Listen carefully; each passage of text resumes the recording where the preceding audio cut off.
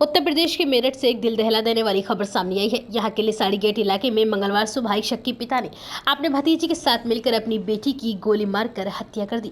Police पूछताछ में पिता ने कबूल किया है कि बेटी के चाल चलन पर उसे शक था, वह अंदर ही अंदर घुट रहा था, इसलिए उसने अपनी बेटी को मार डाला। पुलिस ने दोनों आरोपियों को गिरफ्तार कर लिया है। दरअसल एक व्हाट्सएप कॉल ने युवती की हत्या का 2 घंटे में ही खुलासा करा दिया। 42 साल के व्यक्ति ने सीओ कोतवाली को व्हाट्सएप कॉल करके कहा कि सर, साइमा की हत्या कर दी गई है। कॉल करने वाले ने कहा कि हत्या करने वाला कोई और नहीं बल्कि युवती के पिता और चचेरा भाई है और दोनों एक साथ ही हैं। सीओ कोतवाली अरविंद चौरसिया ने बताया कि कॉल करने वाले से आरोपी के कहां होने के बारे में पूछा गया तो कॉल करने वाले ने कहा कि सर, एनकाउंटर तो नहीं करेंगे। इसके बाद कॉल करने वाले ने कहा कि दोनों को साथ में थाने भेज रहे हैं। थाने के बाहर से ही पुलिस ने दोनों को पकड़ लिया। साइमा के पिता असलम ने बताया कि मेरी बेटी का 1 साल पहले तलाक हो चुका था और उसकी एक 7 साल की बेटी भी है। साइमा पर उसे शक था, इससे परिवार की बदनामी होती थी। मैं परेशान हो चुका था और अंदर ही अंदर घुट रहा था। परिवार में किसी से बोल नहीं सकता था और घर से निकलने में भी मुझे शर्मिंदगी उठानी पड़ती थी। मुझे बेटी की हत्या का कोई पछतावा नहीं है।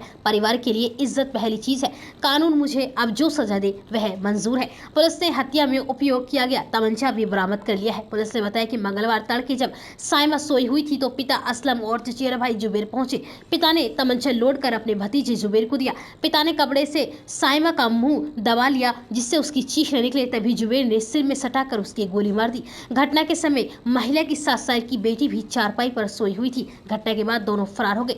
पिता ने पुलिस से कहा कि पहले ही बेटी को मार देता तो इतनी बदनामी नहीं होती। पिता असलम ने यह भी कहा कि हत्या की प्लानिंग में जुबेर को भी उसने अपने साथ लिया। महिला के भाई फरमान ने अपने पिता असलम और चचेरे भाई जुबेर के खिलाफ हत्या का केस दर्ज कराया है। दरअसल लिसाड़ी गेट के श्यामनगर की साइमा की शादी 2014 में सिद्दत नगर के शहजाद के साथ हुई थी। 1 साल पहले महिला का अपने पति से तलाक हो गया था। महिला की एक 7 साल की बेटी भी है।